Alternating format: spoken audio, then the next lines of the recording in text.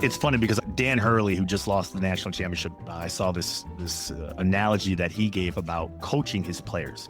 He said during practice, he's the jockey.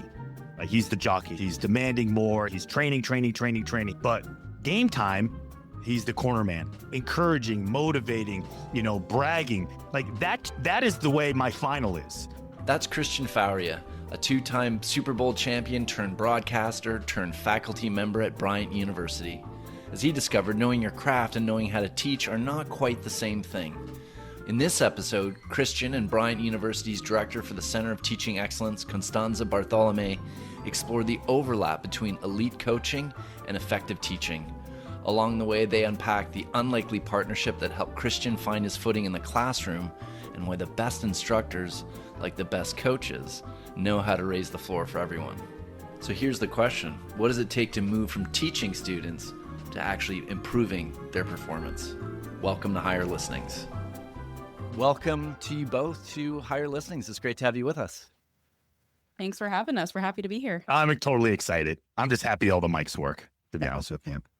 Well, we've got full audio, and I'm going to roll right into it. So, okay, Constanza, you spent your career in higher education, teaching and now leading work at Bryant Center for Teaching Excellence. And Christian, while Constanza was working on her PhD, you were busy winning Super Bowls before heading into broadcasting.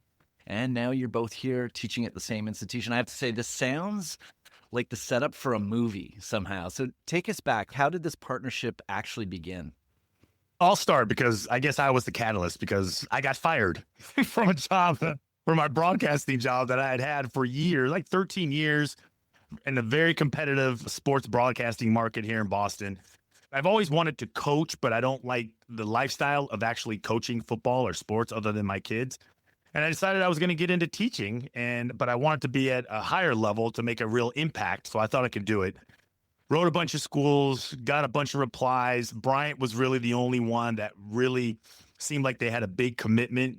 They had a unique vision that I thought that I could help, but I had never taught before, right? Ever. I really was really nervous, anxious, had so many questions. And then the chair of the department said, hey, you need to work with Constanza. You need to talk to her in the CTE.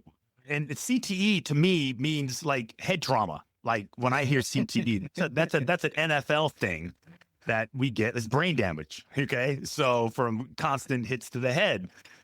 And lo and behold, there she was, like a beacon of hope.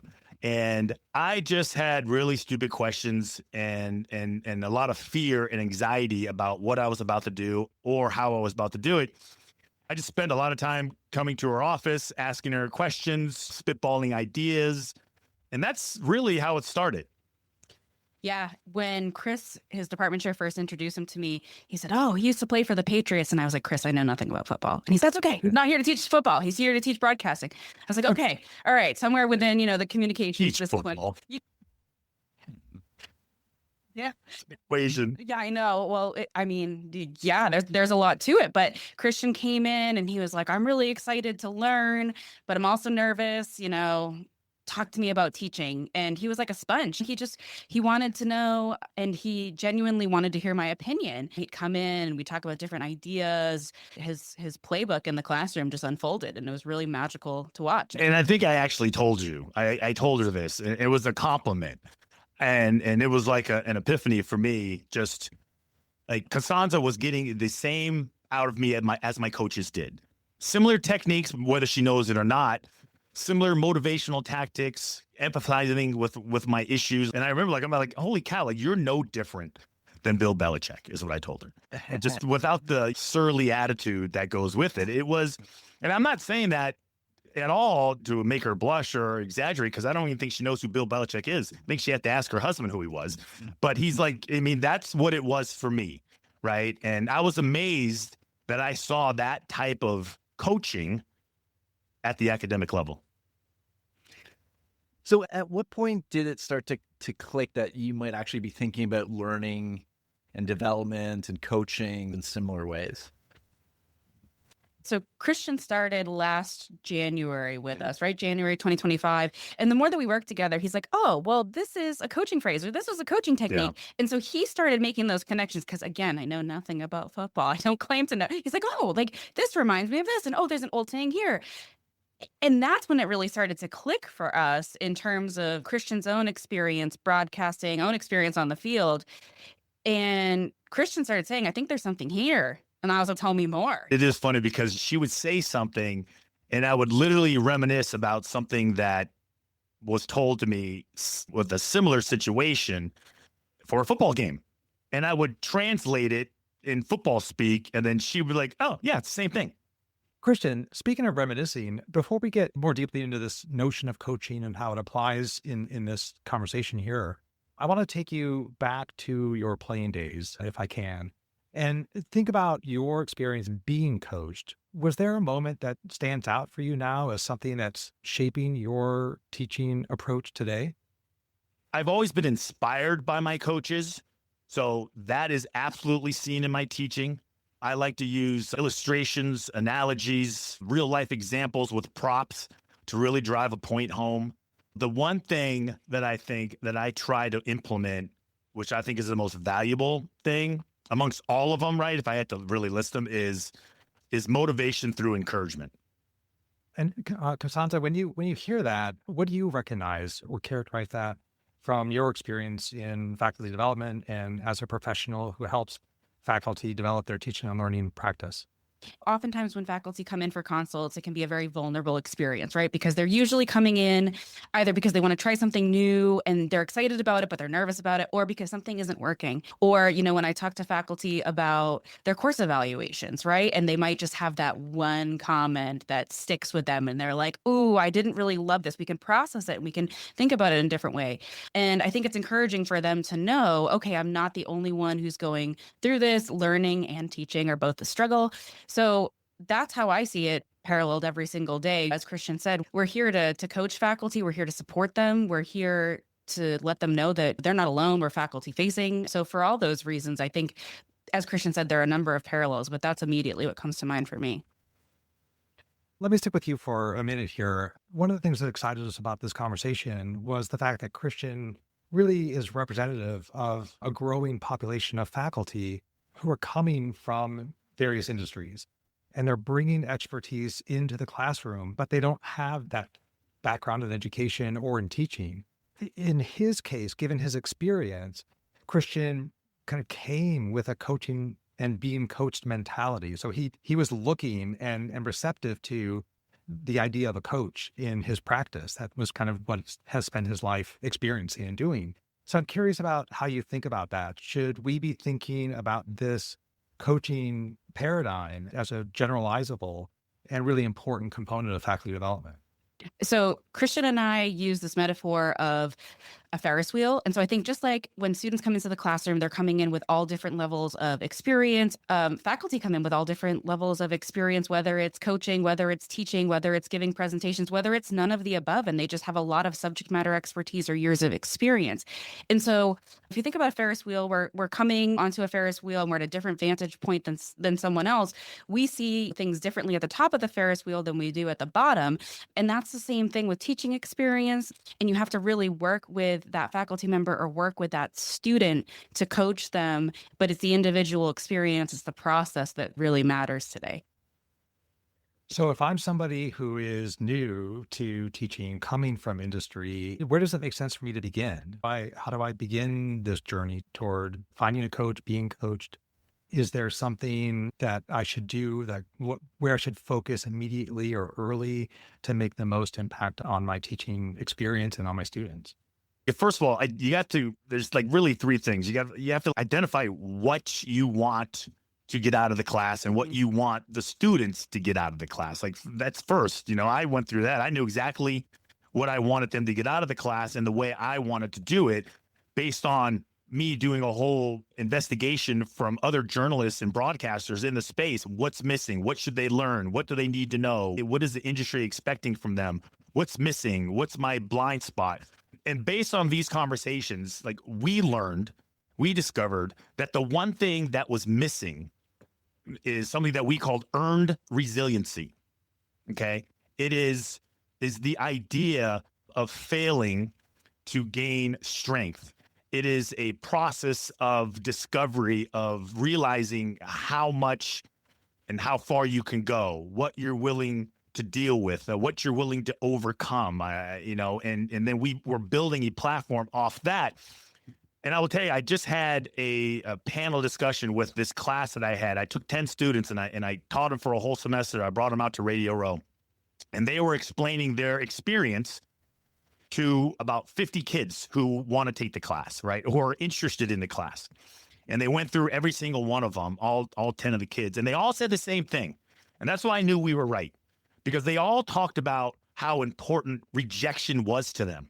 They all talked about how they grew with being denied and being told no over and over and over and over again. And when we were coaching them and teaching them, we said, yeah, it's going to happen. Embrace it. Every professor, especially from the industry guys, like the guys who come from broadcasting, construction, the finance world, like they're expert at their fields because they have been through the mud and the muck, right? So they have a different calloused body than a student would.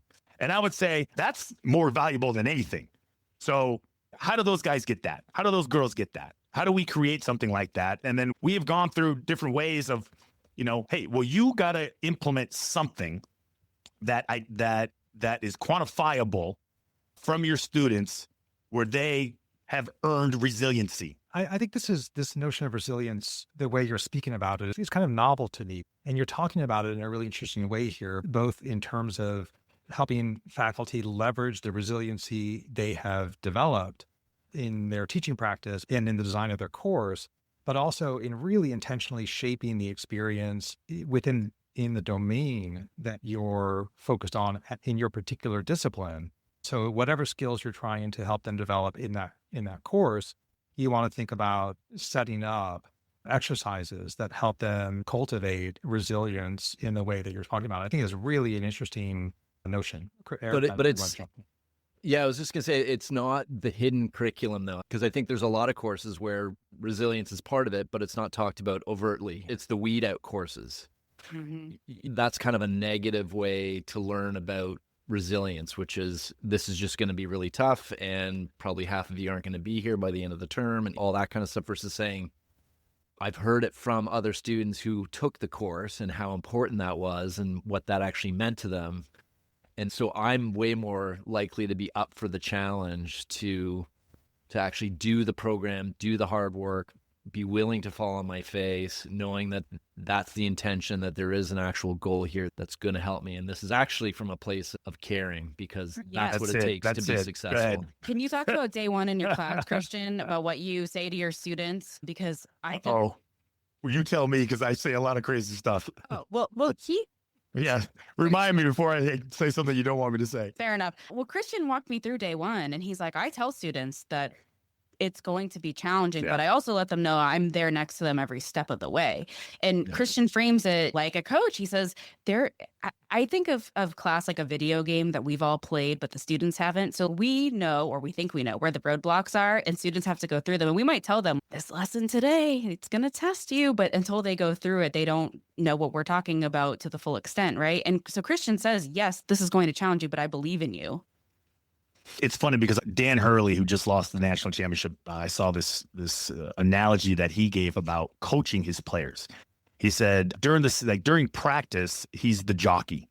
He's the jockey. He's demanding more. He's training. He pushed them to the brink of it of just quitting. But game time, he's the corner man. He's the trainer who is, you can do it. You can do it. You can do it. Encouraging, motivating, bragging. Like that is the way my final is. So during the year to Constanza, I let them know the standards are set high for a reason. I don't lower them. I'm not going to let you lower them, and don't expect me to lower them. It's too bad. Tough, But by the time we get to the final, it is definitely corner man. Like I am like, okay, bring me your final presentation.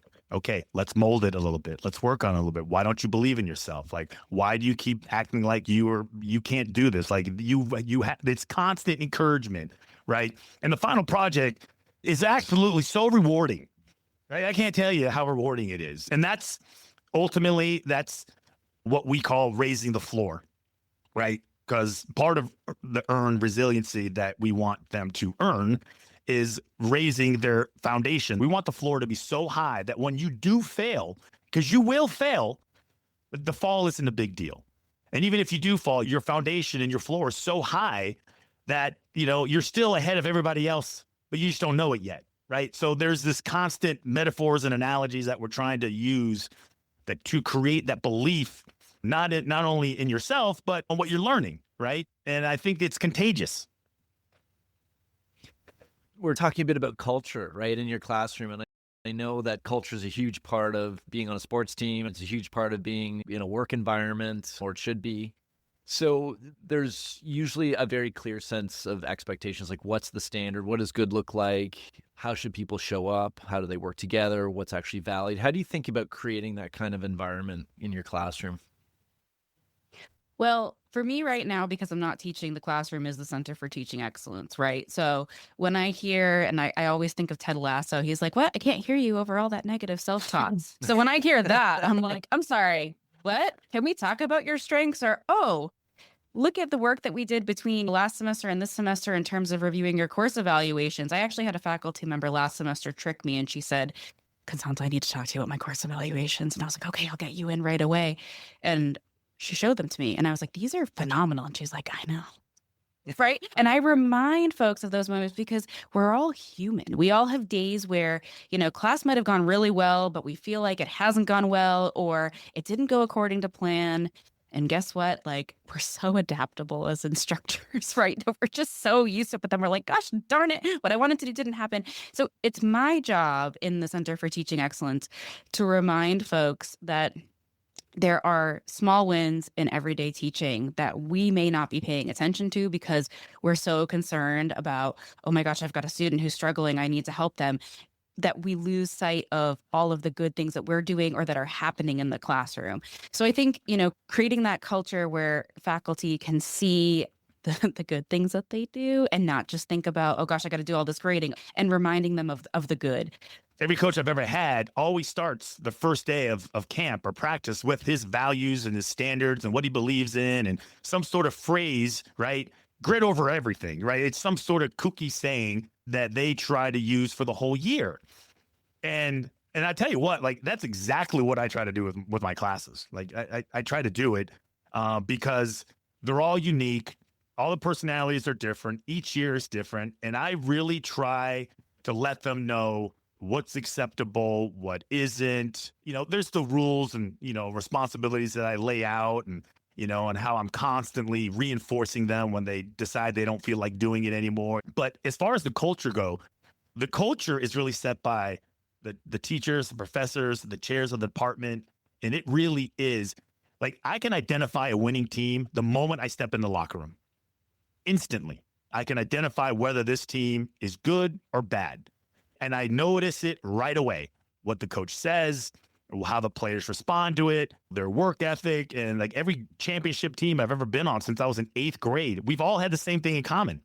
And I think what Christian's also describing is something that I used to say a lot in the classroom. I care about my students learning the content, don't get me wrong, but I care more about how they feel in the classroom. Why? Because if my students don't feel comfortable in the classroom, they're not going to share their opinions. If something's going on with them that they should come and talk to me about, depending on what it might be, if they need an extension or what have you, they're not going to do that if they don't feel comfortable in the classroom. And they're going to remember that uncomfortable feeling of, I don't think that this instructor cares about me, more than they are whether or not I covered all of the material in class. And I know when I was, here's a nerdy story. When I was in high school, I know Christian's like, another one. When I was in high school, my dad was like, oh, our high school's doing this thing where you can sign up to take Harvard Extension School classes. And I think because you're so great at languages, you should take a language. So I said, great. So I signed up for Arabic. I was like, I'm going to do it. First day of class, the instructor came up to me and said, I don't think you're going to do well in this class, for no reason. I mean, unless I was wearing a sign on my forehead saying I'm nervous and I don't think I can do it. I studied so hard for that first exam. I told my whole family, I said, I'm on sabbatical. You can't bother me. And so I studied. And the instructor handed back my exam, which I still have to this day. It had an A on it. And he said, "Oh, I guess this was luck." I still remember that moment. And I think all of us have those memories of coaches or instructors or people who we looked up to who were supposed to help formulate us into whatever it is that we were supposed to be doing. So I don't want that feeling. That's icky. I want to feel, as Christian said earlier, safe to fail, knowing that even if I do fail, the coach, the instructor, the faculty member is going to be there and say, "That's all right. We got this."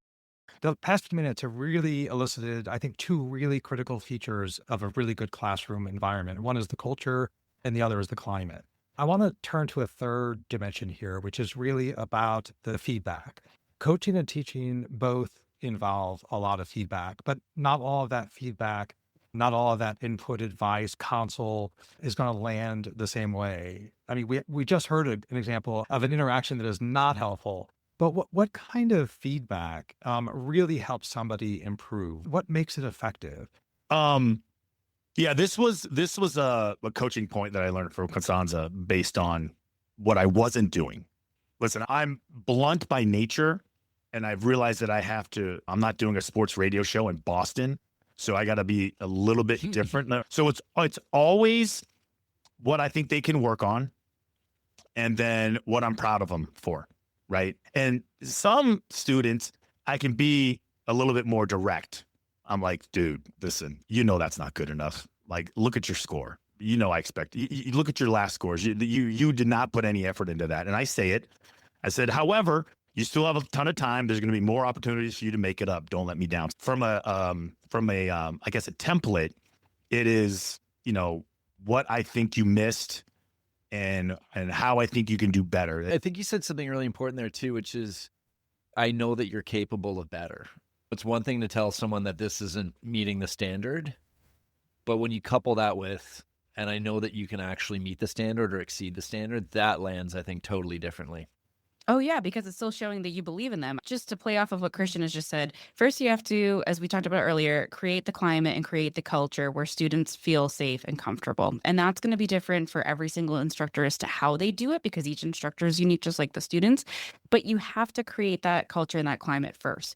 Second, you have to get to know the students, right? This is really challenging if you have a class of 300, right? I think about the lecture halls that I was in at BU, but if we think about a traditional classroom with 25 to 35 students or so, you have to get to know them so that if they're not there, if they're absent, you notice it. So what I used to do is if a student was absent, I would take a picture of their chair, I would email it to them after class and say, "We missed you today."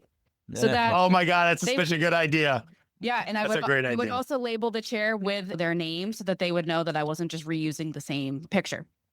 You have to let them know that they're missed if they're not there and that you see them. Because, gosh, if I think back to my 18-year-old self, I was so insecure, right? And just knowing that somebody cared that I existed was so impactful. I had a student once say to me, "You're the only instructor that noticed that I was out for a week. And I'm so glad you reached out to me via email." My heart broke, because we're in education because we care. So then, if saying all of that, we also have to say, the reasons why we're proud of our students. We have to point out the good, catch them in the good, right? And tell them why.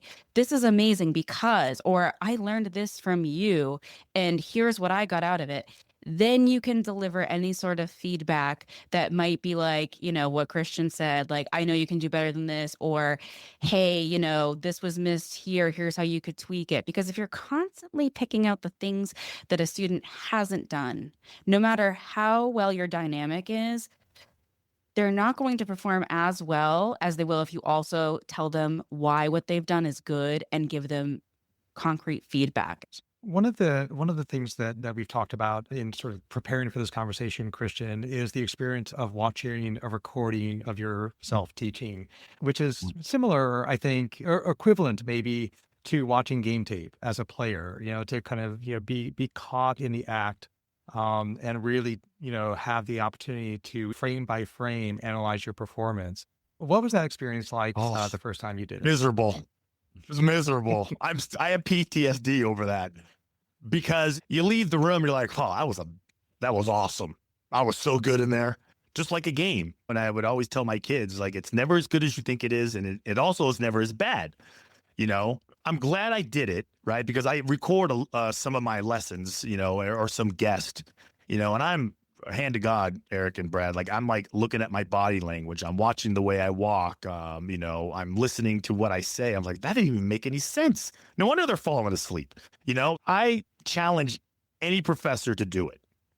Just try it, right? I've had the same experience. I've watched myself teaching. It's a painful, but incredibly valuable developmental experience. Yeah. But for those of us who don't have the benefit of a career in watching ourselves on game tape, Constanza, how do you encourage faculty to embrace this as a practice? I remind faculty, and I think that Christian's such a great role model for this, that it doesn't take away from your subject matter expertise if there are things to work on in the teacher playbook, right? Because most of us come into higher education, and much like Christian, we haven't had any formative background in how to teach. It's really intimidating and it's a vulnerable process, right? We're not taking away from a person's subject matter expertise. We're saying, you have so much knowledge. Here's how we can share that in a way that might be more impactful, or that might be clearer or more concise for your students. Here's how we can engage them. Sometimes if you've taught the same lesson in a certain way over and over, it'll be refreshing for you and eye-opening for you to change it up, right? So I think, again, bringing faculty away from the notion that this doesn't take away from their subject matter expertise, it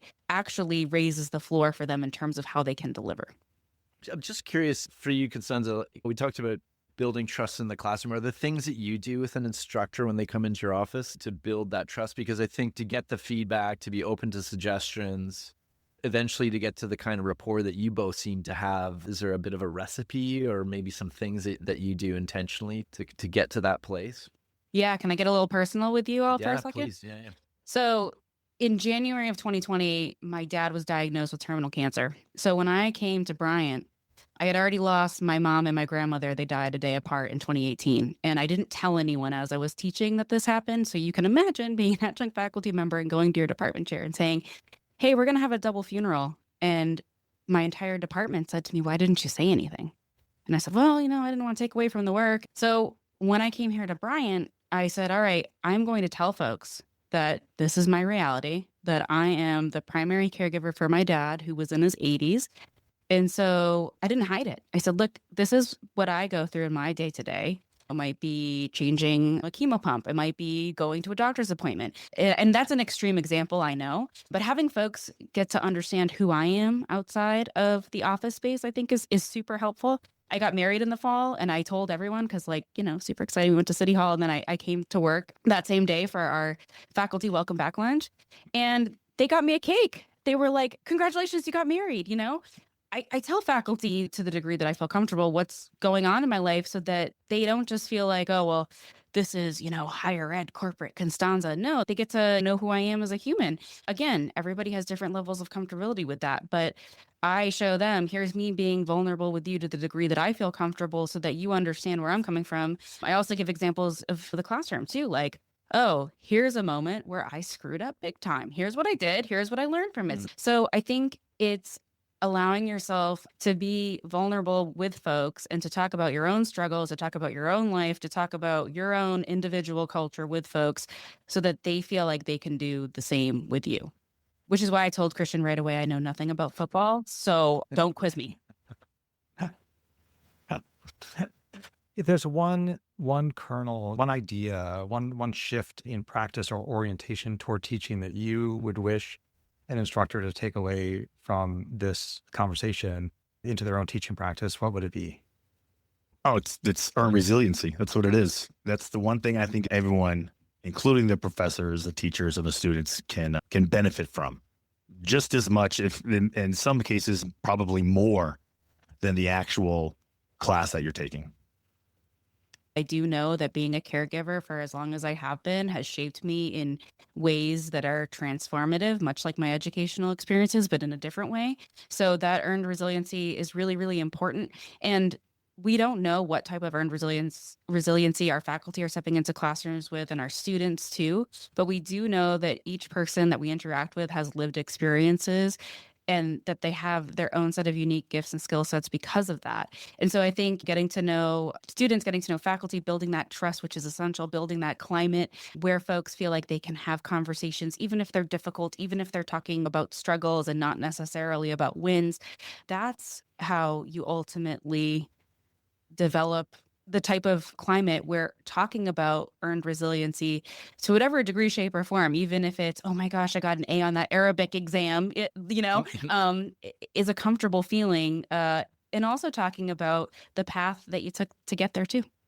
I just want to thank you both for this conversation and for your vulnerability and trust in us to carry it on. So thank you both. No, it's been great. Yeah. Dude, this was so much fun. Sure. Thank you so much. Okay. Ciao. Bye. Bye. Higher Listenings is brought to you by Top Hat, the leader in student engagement solutions for higher education. When it comes to curating captivating learning experiences, we could all use a helping hand, right? With Top Hat, you can create dynamic presentations by incorporating polls, quizzes, and discussions to make your time with students more engaging. But it doesn't end there. Design your own interactive readings and assignments and include multimedia, video, knowledge checks, discussion prompts. The sky's the limit. Or simply choose from our catalog of fully customizable Top Hat e-texts and make them your own. The really neat part is how we're putting some AI magic up your sleeve. Top Hat Ace, our AI-powered teaching and learning assistant, makes it easy to create assessment questions with the click of a button, all based on the context of your course content. Plus, Ace gives student learning a boost with personalized AI-powered study support they can access anytime, anyplace. Learn more at tophat.com/podcast today.